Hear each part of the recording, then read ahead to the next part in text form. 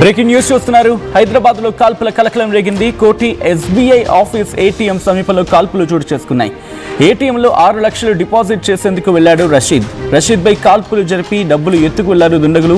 కాల్పుల్లో రషీద్ కాలికి తీవ్ర గాయమైంది. హాస్పిటల్కి తరలించడం జరిగింది చికిత్స నిమిత్తం.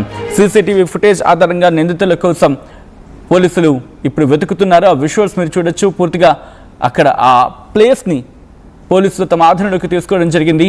పూర్తిగా కార్డన్ ఆఫ్ చేయడం జరిగింది. అక్కడ ఒక్కసారిగా కాల్పులు చోటు చేసుకోవడం అందరినీ షాక్ గురి చేస్తుంది. హైదరాబాద్లోని కోటి ఎస్బీఐ ఏటీఎం ఆఫీస్ దగ్గర, ఇంకా చెప్పాలంటే ఎస్బీఐ ఉంటుంది, ఆ పక్కనే ఉంటుంది ఏటీఎం. ఎస్బీఐ ఆఫీస్కి పక్కనే ఆనుకుని ఒక ఏటీఎం ఉంటుంది. అక్కడ కాల్పులు చోటు చేసుకున్నాయి. ఏటీఎంలో 6 లక్షలు డిపాజిట్ చేసేందుకు రషీద్ అక్కడికి వెళ్ళాడు. అయితే రషీద్పై కాల్పులు జరిపి డబ్బులు ఎత్తుకు వెళ్లారు దుండగులు. కాల్పుల్లో రషీద్ కాలికి తీవ్ర గాయమైంది. అసలు ఇందుకీ రషీద్పై కాల్పులు జరిపింది ఎవరు? అసలు ఆ వ్యక్తికి రషీద్ దగ్గర అంత మొత్తంలో డబ్బులు ఉన్నాయని చెప్పి ఎలా తెలిసింది? దగ్గర వాళ్ళు ఎవరైనా తీసారా, లేకపోతే అక్కడ రోజు వాళ్ళని పరిశీలిస్తూ ఉంటారు కదా, అలాంటి దుర్మార్గులు దుండగులు ఎవరైనా తీసే ప్రయత్నం చేశారా? ఒకవేళ దొంగతనం చేయడానికి వస్తే కాల్పులకు ఎందుకు తెగబడ్డారు? తెలిసిన వాళ్ళే చేస్తారా, స్నేహితులా, లేకపోతే కుటుంబమా? ఇంకెవరు దీని వెనకాల ఉండి ఉండొచ్చు? కాల్పులు జరిపి మరి మీరు చూడొచ్చు, అక్కడ ఆ రక్తపు మరకలు మీకు అక్కడ కనిపిస్తున్నాయి. బహుశా అక్కడ సెక్యూరిటీ గార్డు కూడా ఉన్నట్టున్నాడు. ఎప్పుడైతే కాల్పులు జరిపారో ఆ సెక్యూరిటీ గార్డు కూడా భయపడిపోయి పక్కకు వెళ్ళిపోయినట్టున్నాడు. బహుశా మీరు చూడొచ్చు, అక్కడ చైర్ ఒకటి కనిపిస్తుంది. పోలీసు అధికారులు అక్కడికి చేరుకొని ప్రస్తుతం ఎంక్వైరీ చేయడం జరుగుతోంది. సో ఏటీఎంస్ దగ్గర కూడా జాగ్రత్తగా ఉండండి. మీరు ఏటీఎంకి వెళ్ళి డబ్బులు అక్కడ విత్డ్రా చేసుకుందాం అనుకున్నా, లేకపోతే క్యాష్ డిపాజిట్ చేద్దాం అనుకున్నా కాస్త జాగ్రత్తగా ఉండే ప్రయత్నం చేయండి. అండ్ చుట్టుపక్కల గమనిస్తూ ఉండండి. లేకపోతే కనుక పెను ప్రమాదం తప్పదు అనేది వినిపించమాట. అవును, పెను ప్రమాదమే. ఎందుకంటే బహుశా 50,000కి లక్షలకు కూడా దొంగతనాలు చేసేస్తున్న వాళ్ళు ఉన్నారు ఏటీఎం సెంటర్స్ దగ్గరికి వెళ్ళే క్రమంలో. ఈ ఘటనకు సంబంధించి డీటెయిల్ ఇన్ఫర్మేషన్ అందించేందుకు మా ప్రతినిధి పవన్ సిద్ధంగా ఉన్నారు. లైవ్లో ఒకసారి పవన్ దగ్గరికి వెళ్ళే ప్రయత్నం చేస్తాను. పవన్, ఎన్ని గంటలకు జరిగింది ఈ ఘటన? ప్రస్తుతం దుండగడిని అదుపులోకి తీసుకోవడం జరిగిందా? ఎస్ సచిన్, సుమారు హైదరాబాద్లో మళ్ళీ కాల్పుల కలకలం రేపుతా ఉంది. సుమారుగా 7:30 గంటలకి ఈ చోరీ అయితే జరగడం జరిగింది. ఇదైతే రషీద్ అనే వ్యక్తి తన డబ్బుని ఏటీఎంలో డిపాజిట్ చేయడానికి వెళ్ళిన సమయంలో ఈ చోరీ అంతా కూడా జరిగినట్టుగా తెలుస్తూ ఉంది. ఏదైతే డబ్బులు డిపాజిట్ చేయడానికి తన దగ్గర ఉన్న 6 లక్షలని తీసుకెళ్లి ఉదయం సుమారు 7 గంటల సమయానికి ఏటీఎంకి వెళ్ళడం జరిగింది. ఆ ఏటీఎంలో డబ్బులు డిపాజిట్ చేసే సమయానికి కొంతమంది దుండగులు అతనిపై దాడి చేసి ఒక నాటు తుపాకీతో అతనిపై మొకాలు కింది భాగంలో ఫైర్ చేయడం జరిగింది. ఈ క్రమంలోనే తన కాలికి తీవ్ర గాయమవడం జరిగింది. ఈ నేపథ్యంలో అతని దగ్గర నుంచి 6 లక్షలు తీసుకొని అక్కడి నుంచి ఉడాయించడం జరిగింది.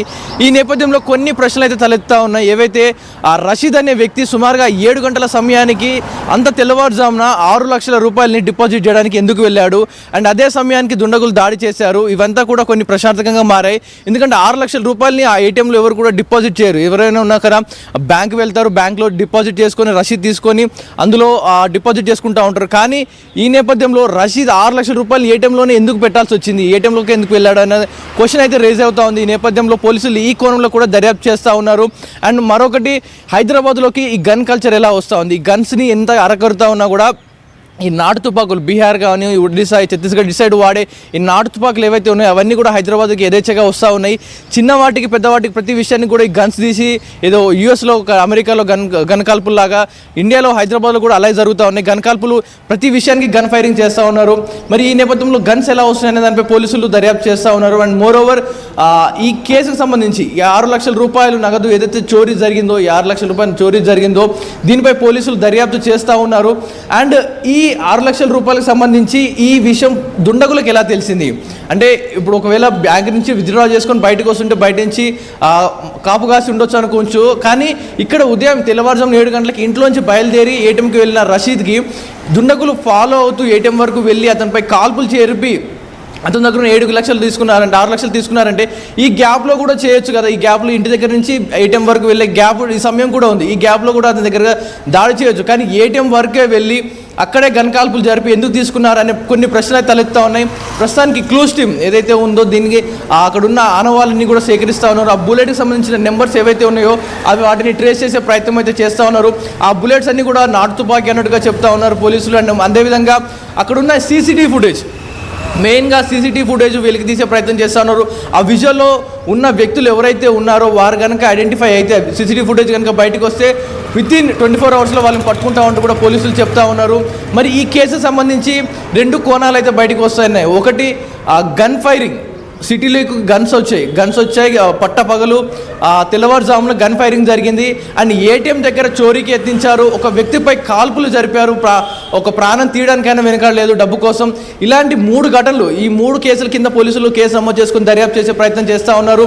మరి ఈ కాల్పులు గల కారణాలు నిజంగా డబ్బువేనా, నిజంగా 6 లక్షల కోసమే అతనిపై గన్ కాల్పులు జరిపి డబ్బుల కోసమే కలిపారా, లేకపోతే కుటుంబ కలహాలు ఏమైనా ఉండి అతనిపై కక్ష పెంచుకొని ఇదంతా కూడా ఒక ఏటీఎం చోరీ కింద సృష్టించే ప్రయత్నం చేస్తున్నారా అనే కోణంలో కూడా కొన్ని ప్రశ్నలు తలెత్తా ఉన్నాయి. దీని వెనుక కూడా పోలీసులు దర్యాప్తు చేస్తా ఉన్నారు. సచిన్, ప్రస్తుతం రషీద్ నుంచి ఎటువంటి ఇన్ఫర్మేషన్, ఎందుకంటే ఎవరి మీద అనుమానం ఉందా రషీద్కి, లేకపోతే ఈయన అనుమానాలు వ్యక్తం చేయడం జరుగుతుందా? ప్రస్తుతం అతగాడి పరిస్థితి ఏంటి, ఆరోగ్యం ఎలా ఉంది? ప్రస్తుతం రషీద్ని అయితే హాస్పిటల్కి తరలించడం జరిగింది. చికిత్స నిమిత్తం అతను ఇప్పుడిప్పుడే కోలుకుంటా ఉన్నాడు. తీవ్ర రక్తస్రావం కావడంతో ఏదైతే బుల్లెట్ గాయం తాగిన వెంటనే చుట్టుపక్కల అంతా కూడా బ్లడ్ వెళ్ళడంతో అతనికి కాస్త నీరసంగా ఉన్నట్టు తెలుస్తూ ఉంది. అతను కోలుకున్న వెంటనే అతని దగ్గర నుంచి స్టేట్మెంట్ రికార్డ్ చేసుకుంటా ఉంటూ కూడా పోలీసులు చెప్తా ఉన్నారు. అండ్ అతనికి తగిలిన గాయం ఏదైతే ఉందో దాని నుంచి రికవరీ కావడానికి కొంత సమయం కూడా పడుతుందంటూ కూడా డాక్టర్లు చెప్తా ఉన్నారు. మరి రషీద్ ఇచ్చే సమాధానాలు పట్టే కేసు ముందుకెళ్లే అవకాశం ఉంది. ఎందుకంటే ఏ సమయంలో ఇంటికి నుంచి బయటికి వెళ్ళాడు, ఏటీఎంకి వెళ్ళాడు, అండ్ 6 లక్షల రూపాయలు అతనికి ఎక్కడి నుంచి వచ్చాయి, ఏ విషయంలో ఏదైనా ల్యాండ్ అమ్మితే వచ్చాయా, లేకపోతే ఇల్లు ఏదైనా సేల్ పెట్టడం వలన, లేకపోతే బంధువుల దగ్గర నుంచి అప్పు తీసుకున్నాడా, లేకపోతే ఇలా వచ్చాయి ఈ డబ్బులు.